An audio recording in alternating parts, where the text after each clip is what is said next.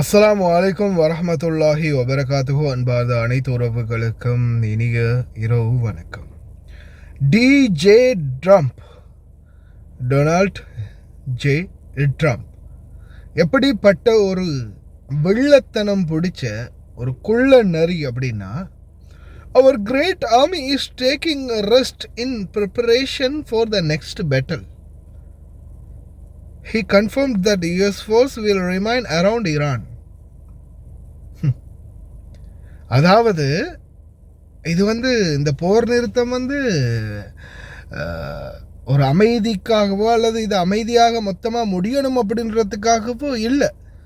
அவங்களுடைய அமெரிக்க இராணுவ அதிகாரிகள் ஓய்வெடுக்கணும். அதாவது இதனுடைய அந்த மென்ஷன் என்னன்னு பாருங்கள். இது எப்படி அவன் அந்த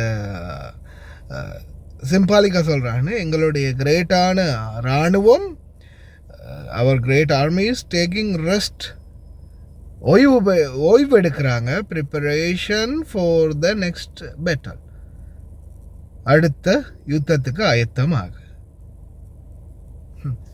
ஆனால் ஈரான்காரன் எவ்வளவு பெரிய வில்லத்தனம் அதை விட பெருசா ட்ரம்புக்கு காட்டினான்னா, ஈரான் பார்த்தீங்கன்னா உடனே ஓப்பன் பண்ணல ஹார்மோஸை ஃபுல்லாகவே. அதில் 50% திறந்து 50%யும் நீங்கள்லாம் நாங்கள் எங்கெங்கே வச்சோன்றது எங்களுக்கே தெரியலை. கனிவடி வண்டி உங்களுடைய கப்பல்கள் அங்கே இங்கேன்னு தாறுமாறெல்லாம் போக முடியாது, ஒரே ரூட்டில் போகணும், ஒரே ரூட்டில் வரணும். இந்த மாதிரி நீங்கள் போகும்போதும் வரும்போதும் நாங்கள் உங்களுக்கு பாதுகாப்பு அளிப்போம். எப்படி இவங்க போகிறது வாரதுலேருந்து எல்லா ரூட்டையும் இவங்க கண்காணிப்பாங்க, பாதுகாப்பு அளிப்பாங்க அப்படின்றத சிம்பாலிக்கா கன்ஃபார்ம் பண்ணியிருக்கிறாங்க. சரியா? நான் நேரத்தோடையும் போட்ட மாதிரி கிட்டத்தட்ட 5 கப்பல்கள் இப்போதைக்கு எண்ணெய் கப்பல்கள் கிட்டத்தட்ட 5 கப்பல்கள் கடந்து போயிருக்குது. அதாவது ஸ்ட்ரைட் ஆஃப் ஹார்மஸில் இருந்து எந்த ஒரு பாதிப்பும் இல்லாமல் நல்லபடியாக கடந்து போயிருக்குது அப்படின்ற ஒரு தகவலை வெளியிட்டிருக்கிறாங்க.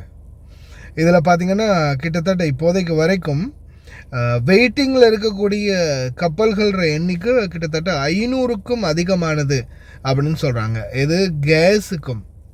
Straight of Hormuz ships remain stuck near the Strait of Hormuz including 426 oil டேங்கர்ஸும் 53 கேஸ் டேங்கர்ஸும் இப்போதைக்கு வரைக்கும் பெண்டிங், அதாவது வெயிட்டிங்கில் இருக்குது.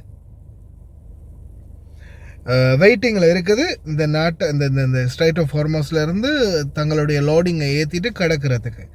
அதே போல் கப்பல்னு பார்த்திங்கன்னா நேற்றைய தினம் ராய்ட்டர்ஸுடைய தகவலின் அடிப்படையில் 5 கார்கோ சிப் பார்த்திங்கன்னா க்ரோஸ் ஆகி இருக்குது கடந்த 24 மணித்தியாலத்துக்குள் அப்படின்னு போட்டிருந்தாங்க.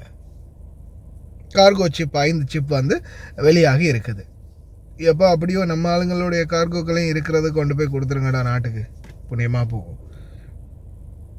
அதுக்கப்புறமா வெள்ளை மாளிகை ஒரு அறிக்கையை விட்டாங்க. உங்களுக்கே தெரியும், நாங்கள் எக்காரணத்தை கொண்டும் லெபனானுடைய பிரச்சனையில் தலையிட மாட்டோம். லெபனானுடைய யுத்தமும் இவங்களுடைய இஸ்ரேலுடைய யுத்தம் அது தனிப்பட்டது.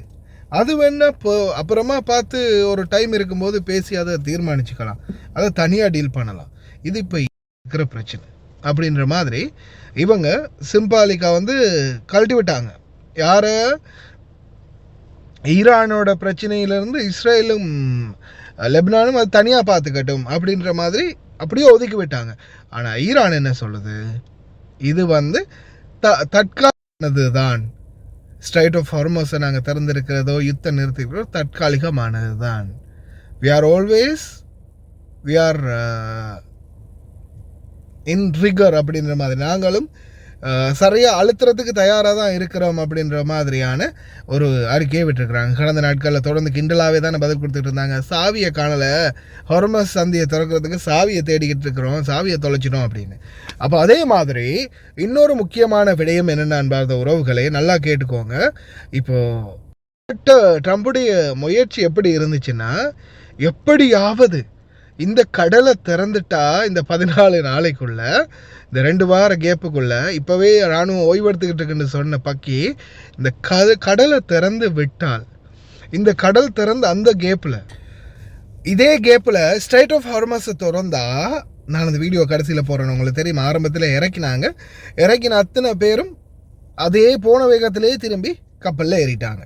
சில தீவு கற்பங்களுக்குள்ளே ஏறினாங்க, ஆனால் ஈரானுடைய எல்லைக்குள்ளே கூட நுழைய முடியாத சூழல் அப்படின்றதால மறுபடியும் ஏறிட்டாங்க. இப்போ இவங்களுக்கு இப்போ சாதாரணமாக பாகிஸ்தான் பார்டர்லாம் அங்கே இங்கேயெல்லாம் ஏற முடியாது. அதே மாதிரி ஸ்ட்ரைட் ஆஃப் ஹார்மஸை தாண்டி உள்ளே வந்துட்டால் ஈரானுடைய புஷைகர் அங்கே இங்கன்னு பல ஏரியாக்களில் வந்து இவங்க அடி எடுத்து வைக்கலாம் கடலோரமாக. சரியா? ஆனால் இவங்க திட்டம் போட்டது அப்படி தான். 14 நாளைக்கு ஹார்மஸை திறந்தா இந்த சந்தர்ப்பத்தில் கார்கோ கப்பலோட எண்ணெய் கப்பலாக நம்ம கப்பல்களையும் உள்ளே அனுப்பி நம்ம ஆளுங்களையும் உள்ளே அனுப்பிக்கலாம், இந்த கப்பலோடைய அந்த கடலோரத்துடைய அந்த கனிவெடிகளை அகற்றிடலாம் அப்படின்னு பிளான் பண்ணினாங்க.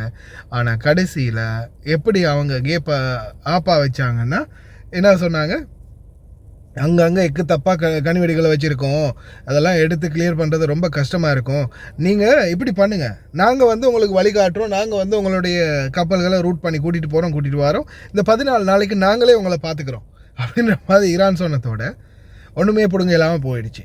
ஆனால் இவங்க அப்படி ரூட்டு கிடைச்சா என்ன பண்ணியிருப்பாங்கன்னா, ஆரம்பத்தில் மற்ற பக்கத்தால் இறக்கி பார்த்தாங்க, இல்லை உள்ளே நுழைய முடியலை, தரைப்படையை உள்ளே அனுப்பணுமா இருந்தால் அந்த இஸ்பஹான் இங்கிட்டால இந்த என்ன ஏரியான்னு சொல்கிறது புஷேகர் இந்த மாதிரி ஏரியாக்கள் ஹார்மஸை தாண்டி உள்ளே வந்தால் தான் பல எல்லைக்குள்ளே போகலாம். ஆனால் அவங்களால போக முடியாது. ஏன்? எங்கெங்கே எந்தெந்த இடத்துல கன்னிவெடி கடலுக்குள்ளே புதைஞ்சிருக்குன்றது சொல்ல தெரியாது. எந்த கப்பல் எந்த க்ரோஸில் போனாலும் அடி நடக்கும். அப்போ இவங்க பார்த்தாங்க இந்த சான்ஸை வச்சு திறந்து மெதுவாக நம்ம ஆளுங்களை உள்ளே அனுப்பிக்கலான்னு. ஆனால் அதுக்கு மேலே அப்போ நான் ஈரான் திட்டம் போட்டுச்சு, இவனுங்கள் திறந்து விட்டால் நிச்சயமாக நம்மளுக்கு ஆப்படிப்பானுங்கன்றது தெரியும், அதனால் நம்ம இதை நம்மளுடைய கட்டுப்பாட்டுக்குள்ளே இருந்த மாதிரி தான் வச்சுருக்கணும். என்ன, நம்ம லைட்டாக சும்மா ஒதுங்கடா அப்படின்னு சொன்னால் லைட்டாக திரும்பி கொடுக்குறது மட்டும்தான். லைட்டாக இடத்த இப்படி திரும்பி கொடுத்தது போங்க இதால் அப்படின்னு ஃபுல்லாக அந்த பக்கம் ஒதுங்கிட்டா இவனுங்க உள்ளுக்குள்ளே வச்சு கேம் அடிப்பானுங்க அப்படின்றத ஃபுல்லாகவே இவனுங்க ஏதாவது ஒரு கேம் அமைச்சிருக்காங்க அப்படின்றத தெரிஞ்சுக்கிட்டதால தான் ஈரான் வந்து ஃபுல்லாகவே ஓப்பன் பண்ணாமல் கொஞ்சமாக ஓப்பன் பண்ணது. இவனுங்க எதிர்பார்த்தது வேறு, நடந்தது வேறு. இதிலே இப்போ மறுபடியும் ஒரு கொஞ்சம் அந்த என்ன உசுப்பேத்துற மாதிரியான பதிவுகளை இட்டுக்கிட்டு இருக்கிறான் ட்ரம்ப். இதுதான் உண்மையான சுயரூபம். ஆனால் நான் அன்றைக்கி சொன்னது தான் இன்றைக்கி சொன்னது தான் இந்த 14 நாளைக்குள்ளேயும் சொல்கிறேன். எந்த நேரத்தில் வேணாலும் இது வந்து எங்களுடைய விரல் வந்து ரெடியாக இருக்குது, எந்த நேரத்தில் வேணாலும் அழுத்தலாம் அப்படின்ற மாதிரி சொல்லியிருக்கிறாங்க. அதனால் இதுக்கு நாம் எந்த நேரத்துலையும் தயாராக இருப்போம், கவனமாக இருப்போம். பார்க்கலாம், கவனமாக இருங்க.